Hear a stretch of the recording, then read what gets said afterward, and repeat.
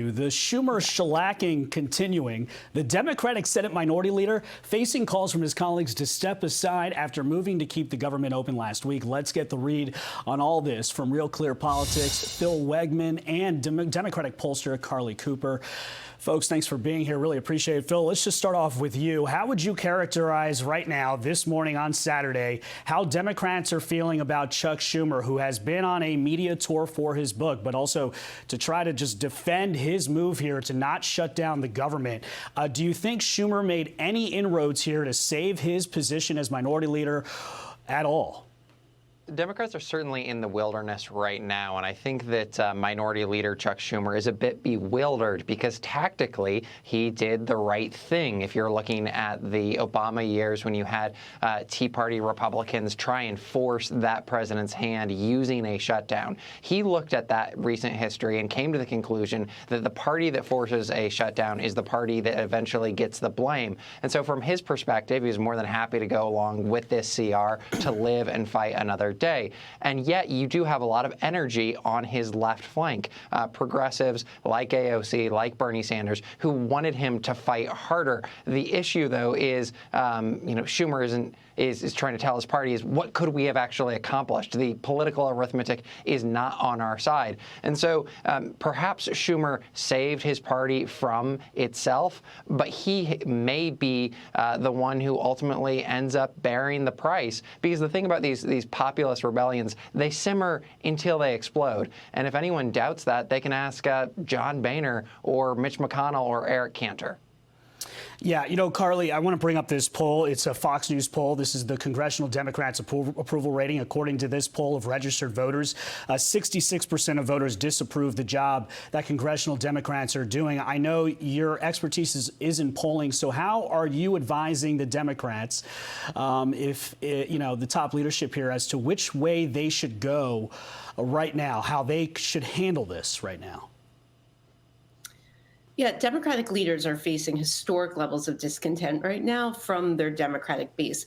And this is because Democratic voters want to see their leaders take a stand in some way, in some shape, in some form. And it's not just a simple ideological poll that's happening right now. In fact, there's a Gallup poll that came out last month that showed that a 44% plurality of Democratic voters actually want their party to become more moderate. So it's not about being farther to the left and a progressive poll per se, but it's about somehow unifying and taking a stand against what Donald Trump and Elon Musk are doing right now. And so in terms of the levels of frustration, if anything, this needs to be used to motivate Democratic voters. Hopefully this can help in the midterms, but in the short term, they need to see their leaders come and fight. Whether or not it made sense for Schumer to actually go and be responsible for shutting the government down is a different thing. But coming together against things like the economy, which is still struggling, the cost of living, inflation that's not going in the direction that Trump promised it would, these are the kinds of issues that the Democrats need to unite around and become more vocal in terms of opposing Trump.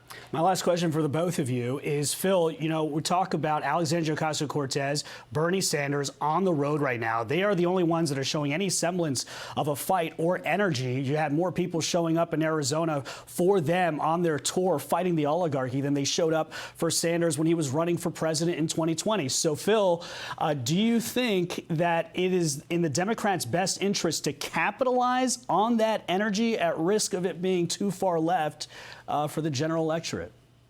That's going to be a decision for them to make. And as you teased earlier in the segment, there is a bit of consternation when you look at Elise Slotkin, Fetterman, sort of saying, this is too far left. This energy is welcome, but it needs to be directed in a way that's going to be productive. I think what we're seeing with Alexandria Ocasio-Cortez and Bernie Sanders is they didn't stick in New England. Instead, they're going to some of these swing states like Nevada, Arizona, and they're trying to compete there. And while there's a bit of a fact check in order when it comes to their argument about fighting the oligarchy. Certainly, Democrats had plenty of big dollar donors this last cycle. I think that Republicans need to take this pretty seriously because both of those figures are trying to make an argument to working class voters. And yes, Donald Trump, he cleaned up with that demographic. He won them decisively, but Trump isn't going to be on the ballot in the midterms or the coming presidential election. One pollster who I talked to on the Republican side said that some of these voters, the GOP is just renting them right now. It was Trump who actually brought them into the fold,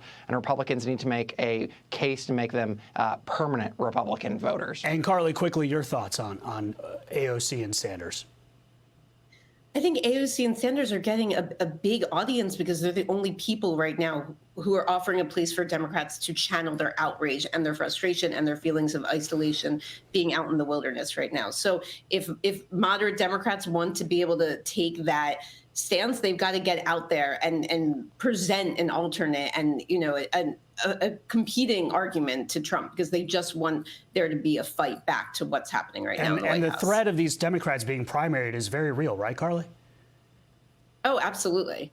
Their voters are looking for a way to channel their outrage. And so, I mean, I think there's going to be a lot of primaries taking place next year. Wow. All right. Well, Phil Wegmann, Carly Cooper, thank you so much for being here. I very much appreciate both of you. Thanks. Hey everyone, I'm Emily Campagno. Catch me and my co-hosts Harris Faulkner and Kaylee McEnany on Outnumbered every weekday at 12 p.m. Eastern, or set your DVR. Also, don't forget to subscribe to the Fox News YouTube page for daily highlights.